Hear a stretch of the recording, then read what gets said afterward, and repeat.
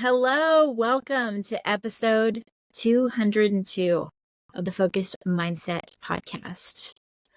I'm so glad you're joining me today, and we're talking about how our emotions and how we approach our emotions affect our conversations and ultimately how we feel about ourselves. It's important for us to understand that every single one of our emotions makes up who we are. The toxic positivity wants us to believe that we need to do nothing but that feel happy. We need to be positive and we need to focus on it 24/7. Now, this is an important subject to me because sometimes people mistake the solution focused approach as approach that only wants to honor the positivity in the world and the good things and only what's going well. One of the questions that we do ask in solution focus, some practitioners, is what's good, only to help us reframe a little bit about how we're looking at a situation. But just because the solution focused approach talks so much about not being problem focused does not mean that it's an approach that deals with things in a Pollyanna perfect world or just nothing but positive. As a matter of fact, when I think about positivity, it kind of gives me a little cringe. We shouldn't really focus on positivity only. Why is it that I say that we should not focus on positivity? It's because it can be toxic. We shouldn't just say, oh, everything's all good and we're positive, because that is not real life. That isn't the way that we approach life up in our head. And there's something that can happen within us if we're constantly starting to feel bad and guilty for anything less than perfect positivity. That is toxic positivity. When we watch videos that tell us you need to think about the positive, think about the good, and we inundate ourselves either online or around people with nothing but positive thoughts and good vibes, then we ignore 50% of who we are. I've come to you many times and said that life is 50-50, and it really is 50-50. And that means that 50% of the time we're going to be on track. We're going to be feeling great. We're going to be status quo and things seem to be going as they should. And 50% of that is not going to be the case. We're going to be feeling crappy. We're going to be feeling like things are falling apart or just going through a sad, depressing moment. And the answer to that sadness and depression isn't to ignore it. It isn't to squish it down. I remember when I was sitting in front of a student just this last week who was so frustrated with how things were going with schoolwork. It was so difficult for her to wrap her mind around any reality but the reality she was facing, which is mountains and mountains of schoolwork, and seemed like very little time to complete it. And something within me wanted to tell her, pretty soon you're going to be moving on to a whole new grade, and all of them thinking, man, these grades are so heavy on her, and she's only in elementary school. But what I did say was, this is a really challenging time for you right now. And saying this sentence allowed her in some way to acknowledge the place that she is at and acknowledge that emotion. And when she did label that emotion as being challenging, it was able to relax her. I saw a sense of calm come over her, and she said, yeah, this has been challenging. It's felt really tough. I was so glad that I could sit with her in that moment and not make her feel as though the heaviness that she's feeling is wrong. This is the way that I can validate her emotions. I believe that each and every one of us have it in us to be a real support to people but do it in a way that isn't problem focused. And the way that we can do that is by really learning how to level up our listening and then how to validate through helping them label that emotion and what they're going through right here and now. But it's going to be difficult to do that if we don't understand really the complexities of the toxic positivity. Toxic positivity is a real thing that we need to keep in our mind as something that's important to stay away from. We need to be able to guard ourselves against toxic positivity. It's exactly the opposite of anything that's going to help us progress in our life and move forward and move past an emotion that maybe isn't serving us very well. We're going to talk about toxic positivity. We're going to break it down. And I'm going to tell you a little bit about what it is, what it isn't, and how we can move past it. Many of us grow up because of what we've been told, what we watched on the internet, or how we were raised, believing that our negative emotions were wrong. When that happens, there's a guilt and a shame that's associated with a negative emotion that we have. When we live that over and over again, and then replace our emotion with positive ones, toxic positivity can come into play. We obsessively and excessively focus on someone's positive emotions and fail to recognize their emotions and the complexity of who they are. Toxic positivity can affect how you think, and it can affect how you relate to other people. First, I want to address how toxic positivity can affect you and how you can kind of gauge if maybe you have fallen into a toxic positivity circle, I guess you could call it, where you have begun to feel guilt and shame for any emotion that you feel, unless it's good. Don't mistake it for pessimistic or optimistic, because I'm overall an optimistic person. I tend to just kind of reframe stuff in my mind through an optimistic lens. And I asked myself these same questions that I think you should ask yourself. Do you sometimes feel guilty when you're having a negative emotion? Do you sometimes shy away from conversations and feel uncomfortable if people focus on the negativity? And do you admire people who always are looking on the bright side and kind of, I wish I could be like them? I was thankful to say that I needed to put myself in check in some of those areas, but I know that I want to honor both negative and positive emotions, but I need to practice that in my everyday life. If there's people in your life that sometimes say it's okay that I feel bad, then it means it's time, those of you that are optimistic like me, to put yourself in check and make sure that you are showing the type of empathy that you truly feel in your heart. You might be falling into this pattern if you are saying things to people like, it's all okay, it's all good, everything happens for a reason. You need to be careful about overusing statements like that, because people need to feel that it's okay. How they feel is something that needs to be honored. And even if we don't want someone to be problem focused, we also want them to know that their emotions are acceptable. Think about the effects of this for just a moment. If you don't decide in your life that you want to validate how people are feeling, they might feel like they can't relate with you or live up to your expectation, especially if it's someone that really needs you to be there beside them and really needs you to walk through a time with them that's not so great. It can feel like you're not the person that they want to come to, that you're not the person that can even understand them. All because you've tried to be positive. All because you've tried to keep things bright and on the bright side. So that's how toxic positivity can sneak into your life, and then it can affect your relationships.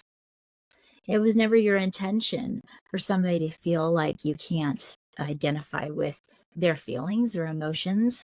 Maybe it was just your attempt to be more solution focused, and you know that being solution focused means you're not problem focused. So maybe uh, you flipped that too often. I think that happens to some people that are in the mental health field, but I think it happens to every single one of the people that want to look towards the bright side and then get so focused on that that they forget every single bit of our emotions are important. There's ways that we can validate people and lift them up. So it is important that we put ourselves in check, right? The last thing that we want to do, I know that there's not a single person that's out there that says, I want to be so positive that people can't relate to me and that I'm the last person they go to, because unless they're going to say it something positive, they shouldn't say it at all. That's not the internal dialogue, but that's what it can feel like, especially to someone that's really going through a struggle. Now, I know that this is a fine line that we need to find, especially with our loved ones. There are people that do seem to be problem focused, and every time you talk to them, they have a negative outlook on things, and it can be challenging to figure out how to deal with them. But it's our responsibility to be able to be caring to others and understand where they're coming from. So as for how this can affect you, believing that you're not allowed to express any negative emotion can make you suppress emotions that you should be feeling. And then those negative emotions can come out in all kinds of terrible other ways, like anger, even depression. I see this happen a lot with kids. They believe that they're not allowed to feel a certain type of way that's against how their family has raised them, and they suppress and they suppress, and then it comes out. And then the parent might say, you know what, I just have an angry child. They're always angry. It might be that they've suppressed something that they need so desperately to be able to express. I've learned to listen to my youngest daughter, who sometimes expresses things through, I don't know, like a really pessimistic lens. And I admit it can be challenging for me. It can be a real challenge when she approaches something through the lens of fear, and I automatically am like, that's a lens of fear. We need to stop. And I do think it's important for us to take those thoughts captive. I do think it's important, if we want to live a hope-centered life, to put our emotions in check and not allow ourselves to believe every single thing that pops in our mind. But sometimes when someone's just expressing how they're feeling, they're not believing every single thing that they're saying out of their mouth, but it's an emotion that came over them, and they need it to be able to come out. So if you or someone that you love is expressing negative emotions, but then they believe that they're not allowed to do that, that can have a really negative effect, because the longer that lives within them, it comes out in some way.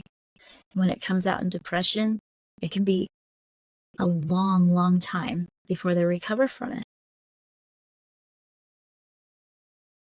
So what I'm trying to say through this whole podcast is that stress and negativity is a part of our human emotion.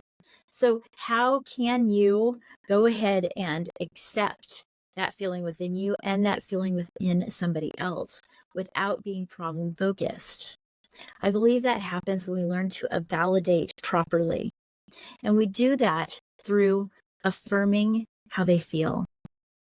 Honestly, if you are able to step into that person's worldview and really see something from their eyes, then you're going to be able to say what you see within them. If you see stress, you say, man, I notice that there's a lot of stress with you right now. That must really be challenging. That must really feel difficult. I notice that you look sad. I notice that you're really going through it. Now, don't worry too much if you accidentally said something that they're not actually feeling, because most people will correct you. They'll be like, "Oh, no, no, no, I'm not feeling sad. I'm feeling," and then they tell you how they really are feeling. When you step away from saying, "Oh my gosh, that sounds terrible. Tell me more about that problem," but rather really just taking on that feeling that they're feeling and then helping them with that kind of affirmation, the labeling makes that emotion real. It gives the person the ability to breathe for a minute and then notice how they're feeling. It actually gives them the ability to release the stress of feeling that way, because right away they feel heard and understood.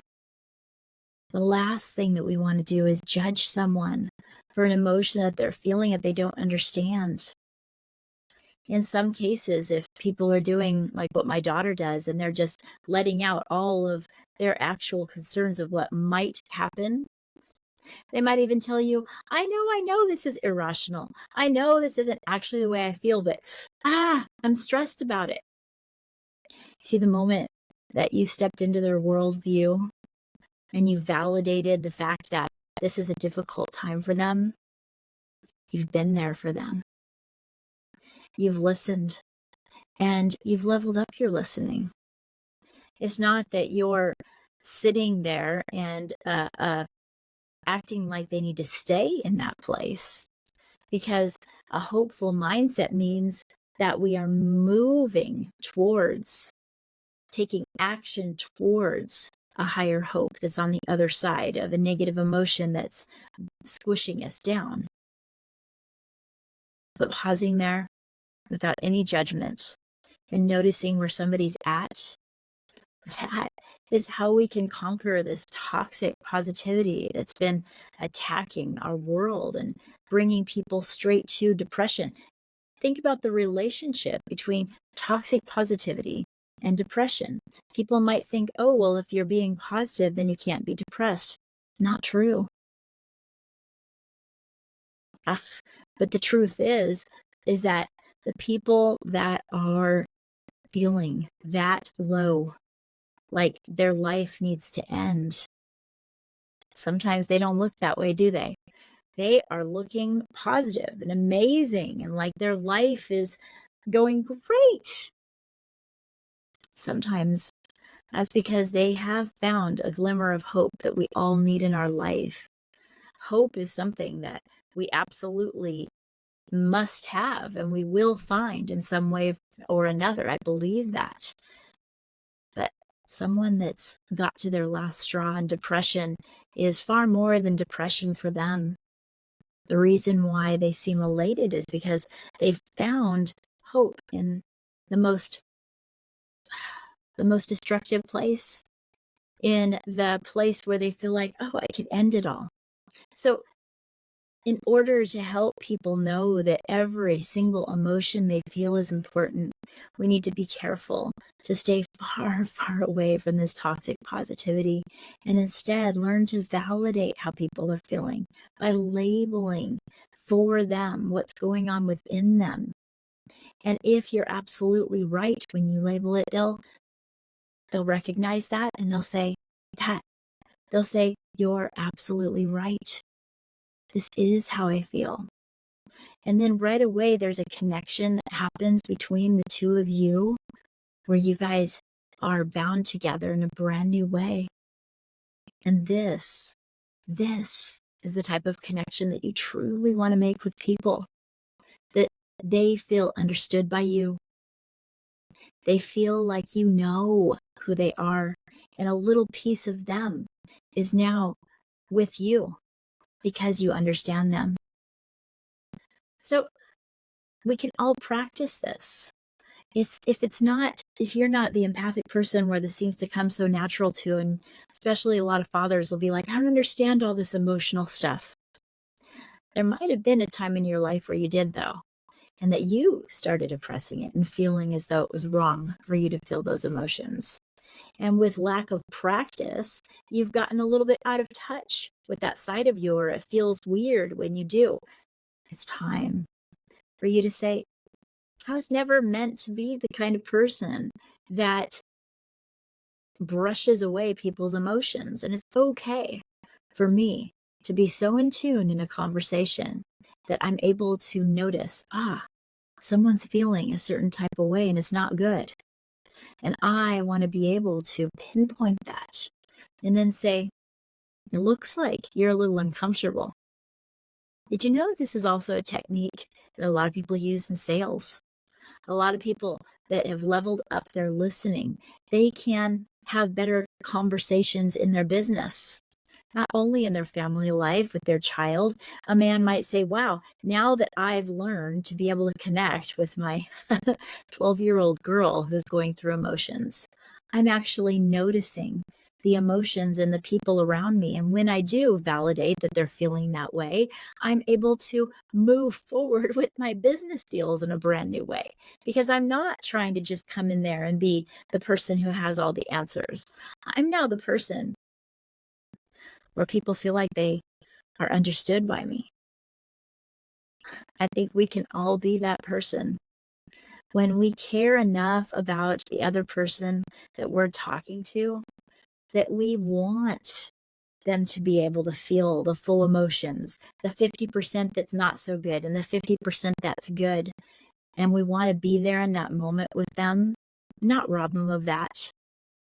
And then we can help them move forward from that in the correct way. Yes, from the problem to the solution.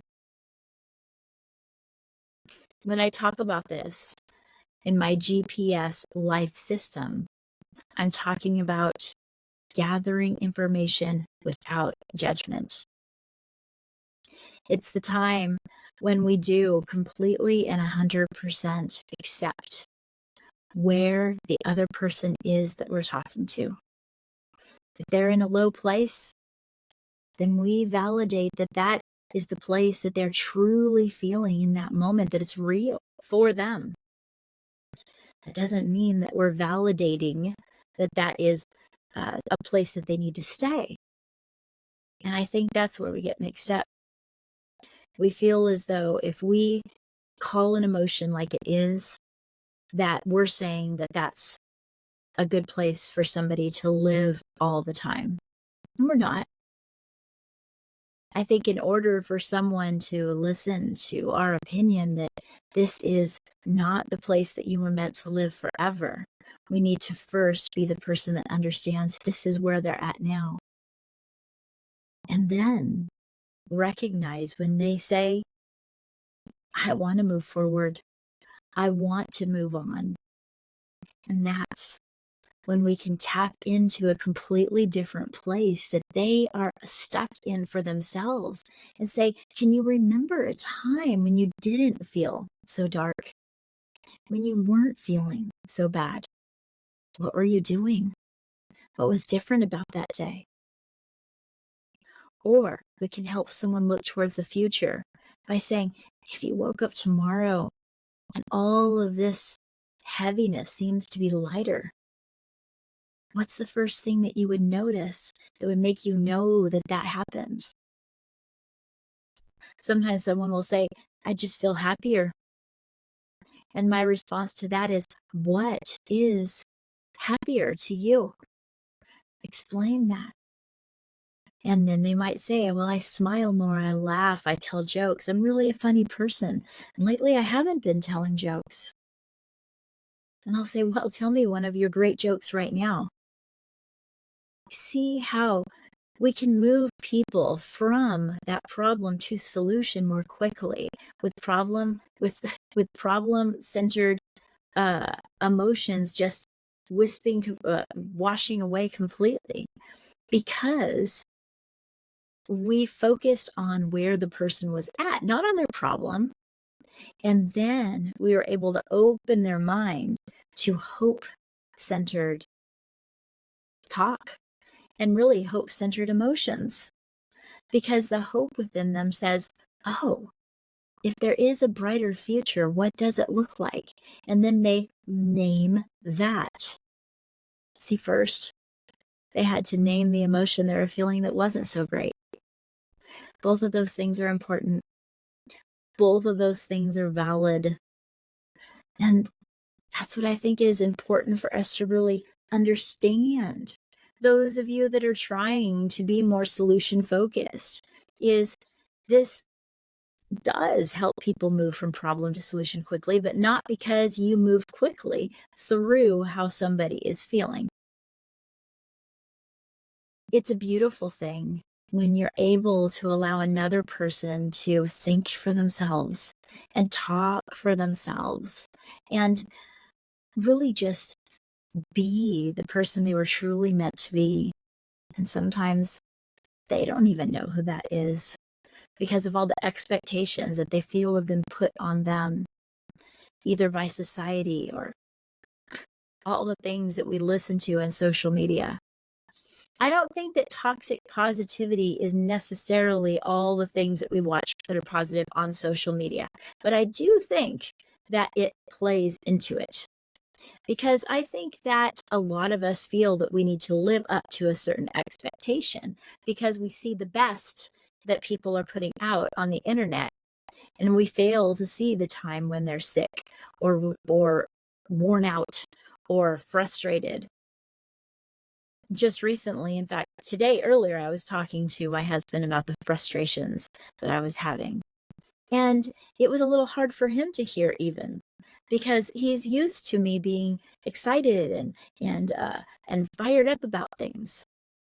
But then we realized that that was a moment that we were having because everybody needs to be able to find that person that they can talk to about not only the things that are going well, but the things that aren't going well. So fight toxic positivity. Completely reject toxic positivity because that is saying that it is wrong to feel bad. And it's not true. Feeling bad and feeling good, it's part of our human experience. And I want you and I want me to feel our life 100%. And also, for goodness sake, if something is going wrong in our life, we need to be able to identify that. And if we're constantly looking at the good, then how can we notice when someone really is treating us wrong or we're in a situation that we need to get out of? There are situations that some of you are in right now that you need to get the heck out of. And you're so busy looking at really a wish of how things might get better that you don't see that you need to move on. You see, that is another, we don't even have time to get into all of that because we're moving on from this podcast. That might be another podcast episode. But if we ignore the fact that sometimes things are crappy so much, then we won't be able to identify it and then move forward from it. All right. So what have we learned? We've learned that toxic positivity is real. It could come in the form of a social media post or the way people act, that you should never be negative, but it can also come from a deep-rooted place that happened when we were raised or the way that we felt like we needed to approach life that rejected the negativity in our world, which actually made us feel wrong to feel bad. We can also accidentally do this when we feel as though we need to always be solution focused in such a way where we ignore the problem altogether. And we can do that by saying everything's going to be okay, constantly telling people what's good, what's going on that's great, and not allowing them to feel like they can come to you when they have a problem. All of this different type of toxic positivity leads up to forgetting that life is 50-50, that we have both the good and the bad, and we need to recognize both. And I believe the best way to recognize that in someone's life is to fine-tune your listening skills, fine-tune them to the point where you can help people name the emotion that's so hard for them to name within them. Everything isn't depression. Sometimes it's stress, it's worry, it's fear, it's doubt. And if you can help someone say, I think it feels like to me that you're going through a lot of stress, then all of those emotions that they may have even thought was only anger can be like the stress can just be relieved because they can say, wow, that is the feeling that I'm feeling. Learning how to help someone name their emotions, powerful. And it's all happening when we let go of our judgment and we don't look at things as if we need to hurry up and reply, but we really listen to where someone is at, listen to things from a point of view of wanting to know things through their eyes, for lack of better words right now, and then helping them affirm how they're feeling in order for them to move forward. So, talked a little bit about all of that, and I want you to know that this is kind of a little deeper dive into what I talked about on my TEDx talk, how to lead with hope, solution-focused, conversation, navigation.